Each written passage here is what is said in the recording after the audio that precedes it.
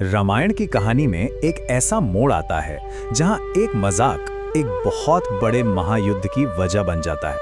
तो चलिए आज उस एक घटना की बात करते हैं जिसने सब कुछ बदल कर रख दिया, यानी शूर्पणखा का अपमान। यही वो सवाल है जो इस पूरी कहानी के दिल में बसा है ना? सोचने वाली बात कि कैसे एक क्रूर मजाक इतने बड़े विनाश का, इतनी तबाही का कारण बन गया। आइए आज इस घटना की एक एक परत को खोलकर देखते हैं। तो चलिए कहानी की शुरुआत के लिए हम चलते हैं पंचवटी के शांत जंगलों में। उस वक्त वहां सब कुछ शांत था, पर इस शांति में एक ऐसा तूफान आने वाला था जो सब कुछ उथल-पुथल करने वाला था। पंचवटी के उन घने जंगलों में राम, सीता और लक्ष्मण अपना वनवास बहुत ही शांति और सुकून से गुजार रहे थे। उनका जीवन एकदम सरल था, प्रकृति के साथ जुड़ा हुआ। पर जैसा कि अक्सर होता है, ये सुकून ज्यादा दिन तक टिकने वाला नहीं था। और तभी उस शांति को भंग करने के लिए वहां रावण की बहन शूर्पणखा पहुंचती है। लेकिन वो अपने असली भयानक राक्षसी रूप में नहीं आती। नहीं, वो इस्तेमाल करती है माया का, एक ऐसी जादुई शक्ति जो भ्रम पैदा कर सकती थी। और वो एक बेहद बेहद खूबसूरत स्त्री का रूप धर लेती। वो सीधे राम के पास पहुंचती है और अपनी इच्छा जाहिर कर देती है, पर साथ ही वो तुरंत सीता का अपमान भी कर देती है। और बस यहीं से उसके अहंकार और उसकी वासना के कारण एक बड़े टकराव की नींव पड़ जाती है। और अब यहीं से कहानी एक बहुत ही अजीब मोड़ लेती है। मतलब यहाँ जो हुआ वो किसी ने सोचा भी नहीं था। ये एक आमने सामने का टकराव नहीं रहा, बल्कि एक क्रूर और मजाक से भरे खेल में बदल गया। अब देखिए, राम चाहते तो गुस्सा हो सकते थे, पर उन्होंने ऐसा नहीं किया। उन्होंने कह सकते हैं एक मजाक शुरू करने का फैसला किया। वो मुस्कुराते हुए शूर्पणखा को अपने भाई लक्ष्मण के पास जाने को कहते हैं। लक्ष्मण भी अपने भाई का इशारा तुरंत समझ जाते हैं और वो उस खेल को और आगे बढ़ाते हैं। वो भी उसे मना कर देते हैं और मजाक उड़ाते हुए उसे वापस राम के पास ही भेज देते हैं। तो सोचिए क्या हो रहा था। उसे एक गेंद की तरह कभी राम के पास तो कभी लक्ष्मण के पास भेजा जा रहा था।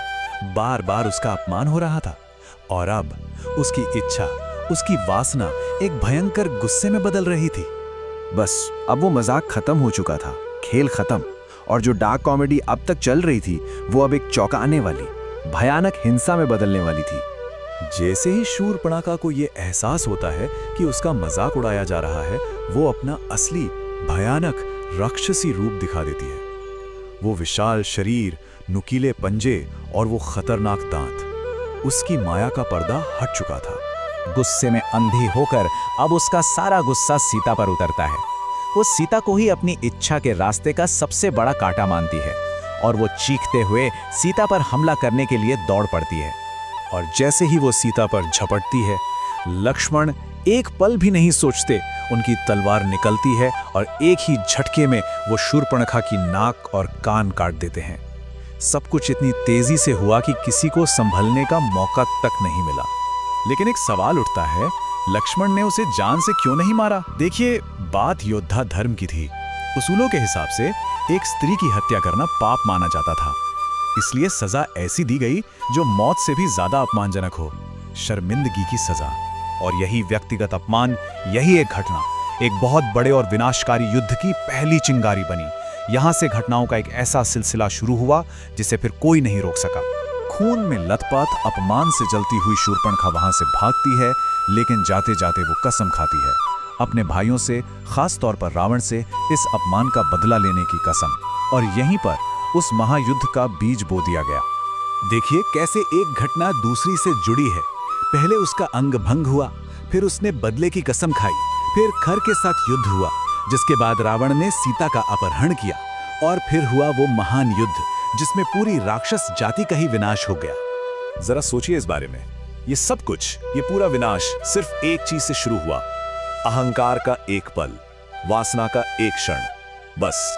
तो ये कहानी हमें इसी एक बड़े सवाल के साथ छोड़ जाती है। क्या वाकई एक अपमान, एक बेइज्जती पूरे के पूरे वंश के विनाश की वजह बन सकती है?